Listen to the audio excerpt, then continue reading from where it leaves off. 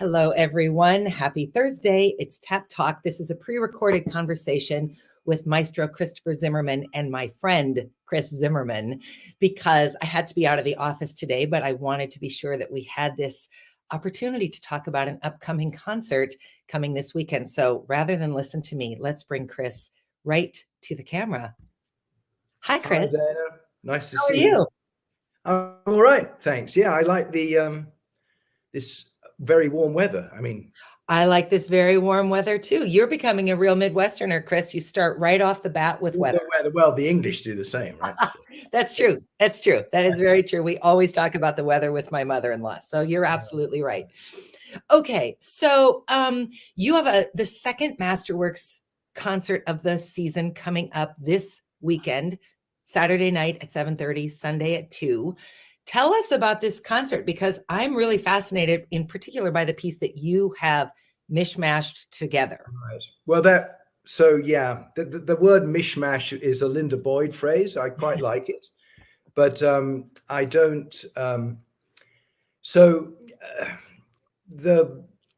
What we're doing is something actually I've been thinking about for a long time, and in fact, we were going to do this or something similar to this just as a pandemic hit. So it's been sort of fermenting away in my head since then too.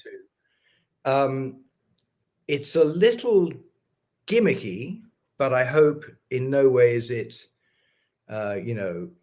cheap or anything like that. Sure. I say gimmicky because my thought was along the following lines. So we're actually doing a compilation of Beethoven wrote 9 symphonies, and I thought, what if he's such probably the most popular classical composer of all time, probably, certainly symphonically speaking.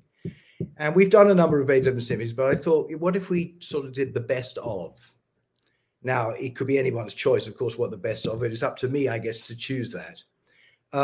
So that's what I mean by a little bit gimmicky. On the other hand, I'm also thinking of the people who might come to our concerts who aren't regular kind of classical music people, that they would get a sampling, as it were, of the music of this composer. Like a wine flight. Yeah, I was actually just as I was thinking the very same thing. Indeed, there's a little bit of salesmanship here too, but also, in all seriousness, I thought that if I could choose the right pieces, it's like a sort of a compilation, but there's a sort of narrative to it too. So and it's changed a bit from what it was going to be before the pandemic, because we have a thread to this season, which is 5th symphonies, and so the number 5 looms quite large. Most of Beethoven's symphonies, eight of the 9, have indeed 4 movements, a 4-movement structure, like most symphonies at that time do. But I've actually chosen 5 movements, the 5 number, as you can see. And so sort of spun, I hope, a narrative together. So I made myself also a little bit of a sort of, parameter to this, that one couldn't choose 2 movements from one symphony. That's cheating. Wow. So it's a different movement from a different symphony. Now, it's a bit of a spoiler, but maybe I can say I don't really know. I was just going to ask you, can you tell us, either tell us what movements from what symphonies, although I will be totally honest with you. I feel like I'm a well-versed layperson because I was a music major for a year. I studied, the periods. Sure. But if someone says to me, well, Beethoven's Second, I cannot hum anything from Beethoven's Second, even if I know it. So either tell us. Well, that's actually an interesting one. So because actually Beethoven's Second isn't in this, because I would have noticed. And I only have, in this case, 5 movements. Okay, tell us what they are. So, okay. And so the other thing, by the way, was I was thinking maybe it would be nice not to tell anyone, not even in the concert, but then interim executive Linda, I think, pointed out quite wisely that that's okay for the aficionados, they're having fun. But for those who are coming for the first time, if they really, oh, that sounded great, they want to know what it is. And indeed, I agree with that. So, you can guess what the first one is. So it's also in. That's right. You know everything. So we're starting with the first movement of the 5th. Ba ba ba ba. Yep. and then the second movement of the third, which is Okay. the funeral march, pretty well known. Yep. And then the third movement is a scherzo, is kind of short of the first symphony. And then the storm movement of the sixth symphony, that's the pastoral symphony. Don't know if I know And that. then the last movement of the seventh symphony. Is that So they're the five. So you will actually recognize all of these, maybe I think all of these. Okay. Okay. And they are going to be, as it were, not we have a word in music which is called attacca, which means at the end of one movement you don't really wait, you just go straight into the next movement. And I thought we'd also do that within reason. I mean, it won't be without any pause at all, but basically not a break. Okay. So it unfolds in a narrative fashion. We've rehearsed this week so far. We've had a couple of rehearsals. It seems to be working. I was a little nervous because of the key relationship. So I was just going to ask you, what kind of keys are we talking well, exactly. So actually, it may not be perfect. I don't know. It's a little bit, the first three movements are all actually more or less in the same key. So that's a little bit sort of top heavy, but then it shifts for the last two movements. So I think actually it balances out quite well, because the Beethoven 5 first movement is in C major. Okay. Second movement of the third symphony is in C minor, which is a fine, but it's still the same sort of tonal center. And the third movement of the third movement of the first symphony is also in C, but then there's a break, and it's quite an abrupt one deliberately for the storm movement.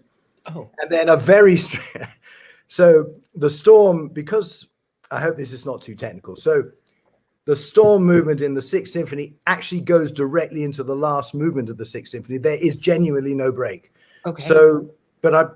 So I'm going directly into the last movement of the seventh symphony. So that key surprise has to work. That's what I was a bit nervous of, but actually it works just like I thought, because I was sort of playing it on the piano and thinking, is this going to sound right? And indeed, it's a little abrupt, but it's kind of exciting. So, Well, that's good. I mean, I think if this is very successful, I'm going to patent it. I was going to say, Chris, where did this idea come from? Have you experienced this somewhere else, or did you just think, boy, in the compendium of Beethoven, rather than just do one, what if we, did a highlight? I have to say, so no, I've not heard of anyone doing this. And, the sort of stiff upper lip classical side of me sort of looks a bit down on doing this. And I'm probably going to get some flack from certain people, I think. But who cares? I don't care. It's fine. I'm old and ugly enough now. Who cares? But I can't actually lay claim to coming up with this particular idea, but not what I call the gimmicky idea itself is not mine. Actually, it's our assistant principal cellist, Bill Comita, who's been in the orchestra as long as I've been music director. He came, I think, the same year as me. He's always coming up with ideas he thinks of attracting a new audience. For instance, one of his ideas was to, and I think it's a good one, we haven't done it yet, but maybe we will do it, is to have the audience choose what we're going to play on the moment from a list of pieces that we've rehearsed. Okay, yes. So his idea was it'd need a lot of rehearsal. So I was actually going to distill it to preparing, let's say, 3 or 4 overtures. And then by popular demand, the audience would choose out of a hat, literally, in the first, which one we do. So that's kind of exciting. And it was along those lines that I thought we could do something like this. So how long does this piece end up being approximately? It's basically like a longish Beethoven. It's about the same length as, it's not as long as the Ninth Symphony, which is the longest and biggest, which is almost an hour. This is about 40 minutes. Okay, so quite hefty. It's like the Third Symphony length about. Yeah. Okay. So let's pretend that means nothing to people, because again, 9 symphonies don't have names off. I mean, we've sort of inserted names onto them. But 40 minutes. So let's pretend I'm somebody who's never been to the symphony. 40 minutes, for heaven's sakes. What in the world do I want to do for 40 minutes? Why would I come to listen to classical music for 40 minutes? Well, actually, that's becoming more of issue these days, isn't it? Because people want their things in bites. I have to say, without trying to sound defensive, it's sort of the nature of the game. I mean, this type of music unfolds. That's also part of what I think is exciting about this sort of music. I mean, there's huge variation, of course. There are 3-minute overtures by Mozart. I remember when we did the Rachmaninoff Symphony No. 2. I hope that didn't backfire, but I remember telling the audience that you have to actually revel in the fact, or try and revel in the fact, that this piece unfolds on a vast scale, a bit like reading War and Peace, right? You start at the prologue, but if you insist on not entering that world, there's nothing I can do about it. And I think, I say that in all seriousness because something like the Rachmaninoff Symphony No. 2, we did without any cuts. Sometimes it's done with cuts, but that's actually, it's ruining the piece. I mean, you either take the piece or you don't, what can I say? I mean, in this particular compilation, it has to be said. So the first movement of the fifth is a very fast, highly energetic movement. As you know, the whole thing's over in 8 minutes. And I'm not doing any repeats, by the way, because that's another matter. As you know, and many people do, there are sections that in his day he would repeat. These days, you've got the choice of repeating them or not. There's no repeat in this. It's slam, bam, bam, bam, 8 minutes. The last movement is also highly energetic. The last movement of the seventh, which ends this compilation, it's a little more, no, it's about the same. So the bookends are very fast and energetic. The second movement, which is the second movement of the third, is a much broader thing. It's true. But that's actually the only long movement. The rest are quite short. The reason it's about 40 minutes is because there are 5 of them, not 4. Sure. So each bit is not so long, except for one movement. I'll say this. Let's move to a different genre of art. Hamlet. Hamlet, when it is performed in its entirety, is about 4.5 hours long, which is insane. That asks a lot of, I don't really know a lot of people who love Shakespeare more than I do. That's a huge ask. I have seen it once in its entirety. I will say that the way you're talking about, cutting things out, you can watch a shortened version. If you watch the Ethan Hawke version of Hamlet, it's exactly 2 hours. You get the gist of Hamlet, and there's fantastic things about it, but you do miss the whole arc of the story. You miss the nuance and the quiet pieces and the little tiny delights that don't necessarily add to the story, but they certainly, no, let me restate that. You don't necessarily miss them when they're not there, but if you see them, they're important. So what I really want to say is, don't be put off by length. Try it. We were at the opera last week, Marriage of Figaro, 3 hours, long, 20 minutes. That's a long opera. I'm sure it could have been cut down. I didn't feel at any point like, oh my God, get me out of this theater. Yeah. Well, that's sort of the test, isn't it? So it's funny, Benny, you bring that up, because my wife is actually a play director. Yeah. And although she doesn't specialize in Shakespeare, she doesn't have many opportunities to actually direct Shakespeare. She's fully versed in it. And she actually does not agree with you or me. She is happy to get the scissors out with plays. I mean, especially Shakespeare. Well, it's quite interesting. I think often with plays, actually, it's more accepted in a way, good or bad, than it is with music. I mean, there are pieces which I think, it takes a certain amount of arrogance actually to really tear up a great masterwork, it seems to me. But there are certainly pieces which perhaps aren't at that level, which I don't feel too bad about getting rid of a repeat or two, or if there's something which seems to be just a little bit verbose, musically speaking.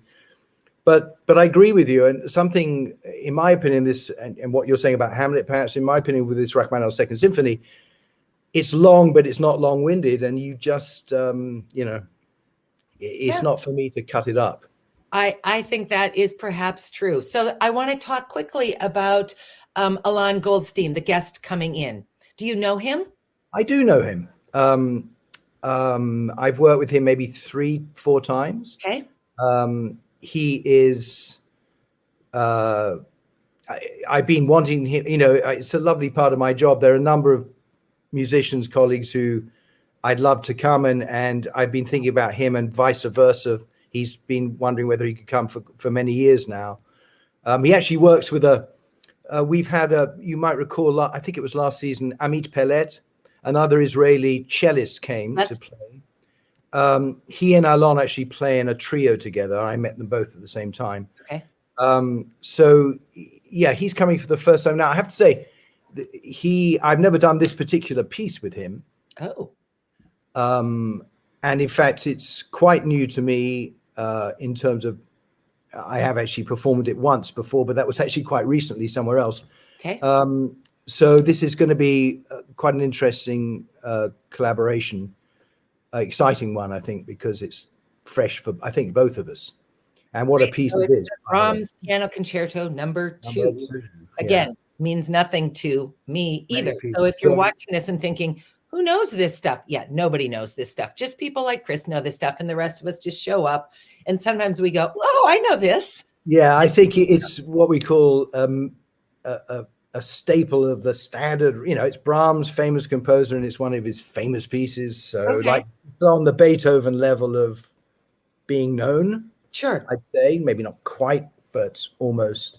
He wrote two big, great piano concertos. The first one, he was very young, and this one is sort of towards the end. So it's, as you might imagine, it's sort of evolved in many ways. I mean, they're both great. This is a sort of more mature, I guess, if that's the word, piece of his. It's absolutely glorious. It's interesting for a concerto. So when we're talking about movements, usually symphonies at that time, Brahms was around the middle of the 19th century, a little after Beethoven, but still in his time, concerti were normally three sections, 3 movements. Okay. And this one actually has 4, which was very strange for the time. And the extra one is extraordinary. And I say the extra one, I know which is the extra one, if you see what I mean. How would one know which is the added movement? But normally there's this big first movement, and there's this beautiful slow movement, and there's this sort of lighter, faster last movement. In this case, there's this big first movement, then there's the explosive, also fast, highly passionate second movement. Okay. And then there's this slow movement and the final movement. So the second one is the added one. And it is unbelievable. It is, I think for anyone who's going for the first time, that particular movie is going to strike them as probably the most appealing, although the whole piece. Fantastic. So Chris, in like 1 minute, tell me, because Maz and I have started going to the conductor's talks, which are 45 minutes before the concert, free, and happen in the little theater next door to the main theater. Talk a little bit about what those are, because I'll just, I guess, ask a question and then say something. You're a charming, educated, highly engaging presenter about sort of where things fit in the pantheon of music and how composers are interconnected and all those kinds of things. But you don't really get the chance to talk about that from the stage between pieces because they're already substantial concerts. So just invite our audience to come to these pre-talks. Yeah, I am finding them so enchanting. Thank you. So yeah, these pre-concert talks are very, I'm sure you notice, and I hope you think it's right. It's not a lecture of any sort. No. It's very informal. Yep. It's quite difficult. I guess as one does more of it, I know you don't like the word one. I was just thinking, only the English use one, Chris. Yeah, I'm hoping that, as you say, to try and engage the listener as much as possible. And, it's a balance. I mean, I don't know if I always get it right, but, if people sort of glass over, you try to make it different the next time. So from my experience, what I try to do is give some information without being too dry or academic or intimidating in any way about it. I don't think I'm intimidating because I'm not really academic in these things. So, context. Yeah. So there's that part, putting the piece in context. And often I try to talk a little bit about this concert, say this weekend, in the context of the entire season, because there's sometimes a kind of thread throughout the season of some sort. I mean, not too clever or not too, erudite or anything like that. But also, as you know, I'm trying more and more to, either members of the orchestra coming on stage with me, so we can talk about behind the scenes, which I think is also quite interesting for the audience. And when there's a soloist, of course, I try to get he or she to come on and they talk about themselves. And so for me, that's fun because I don't, I'm sort of the MC. I try to elicit stuff out of these, information from these. And I think you would agree, I hope you would agree that 99.9% of the time, the soloists, they're very relaxed and they're really good at talking to the audience. And, so we have that part of it. And then there's usually questions from the audience to either me or the soloist or the orchestra musician who may be there. So, it's just to get for people to get a little bit of information, not only about the concert, but about the people involved.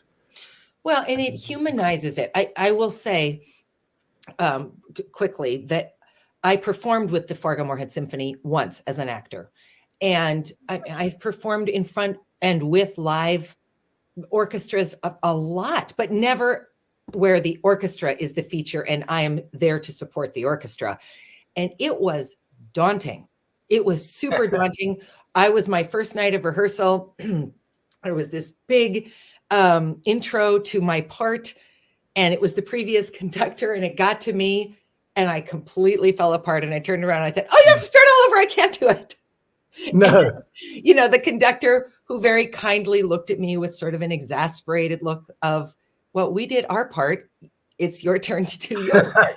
And the reason that I'm telling this is because I think conductors, rightly or wrongly, have sort of an aura about them. There's so much drama to your position. There's so much command. It's easy to think, well, this person is unapproachable. Yeah. And I think one of the perks to these pre-concert talks is it really humanizes you, and it reminds the audience that you are one of many, and the audience is an important piece of the many. Everybody can play music who plays music. Everyone who has access to an instrument can do that. What the audience brings to it is their energy, their response. I mean, there's nothing more glorious than being in an audience at the end of an incredible piece of music and you feel that instantaneous and communal That's because great. we've all had it together. That only happens because an audience is also in conversation with the orchestra and with the conductor. So that's a long way of saying Friday night at 6:45 or Sunday at 1:15. Saturday night, yeah. Sorry, yeah. Yes, Saturday night at 6:45 or Sunday at 1:15. You have this opportunity to have this very human experience with you and someone else. And it's such a beautiful way to set the stage for a real dialogue between the audience and everybody on the stage. It's a good point. I mean, I think you're dead on here. I think it's interesting when you play. Like during the pandemic, we did all our concerts. There was no audience, so we really have experienced actually playing without an audience, and it is amazing what it's an intangible thing. I can't really describe it with any specificity, but the audience does definitely give something, and in fact, it changes what you do. Yes, well, I'm not sure. It does. It certainly changes what the players do because they are. I got my back to the audience, so that's one thing. But the players I think they would feed off the audience more obviously than I do because they're right there. Then, of course, when things change a bit with them, then it changes a bit with me. So the audience actually does play an integral part. It really is a three-way conversation. And the only thing that I think for a layperson who's never been to a live performance, the only thing to relate it to is if you watched professional sports during COVID, right. So we watch a lot of English Premiership football at my house. Well, there's all these elite athletes, and it was a very different game without an audience there to cheer, to jeer, to support, to bemoan, to whatever. They were technically playing the same sport, but it was not the same. Even to watch it through the television, it was not the same. Yeah, I agree. Okay, Chris, I will see you on Sunday. We have to change our tickets this week. Everyone else, get some tickets. Come to these concerts. Come and have this experience. Try it once, if for no other reason than to say, Yeah, I've been to the symphony. You don't have to, it's not a lifetime commitment, but you should definitely walk through the doors once, like you should walk through the doors of everything once. So I hope to see you all this weekend. Chris, thanks for joining me. Thank you so much for having me, Always Dayna. good I to see appreciate you. it. Thanks to Good. 702 Communications, as always, for the support. Everybody else, we'll see you either at the concert or next Thursday. Have a great week. Bye. Thanks, Dayna.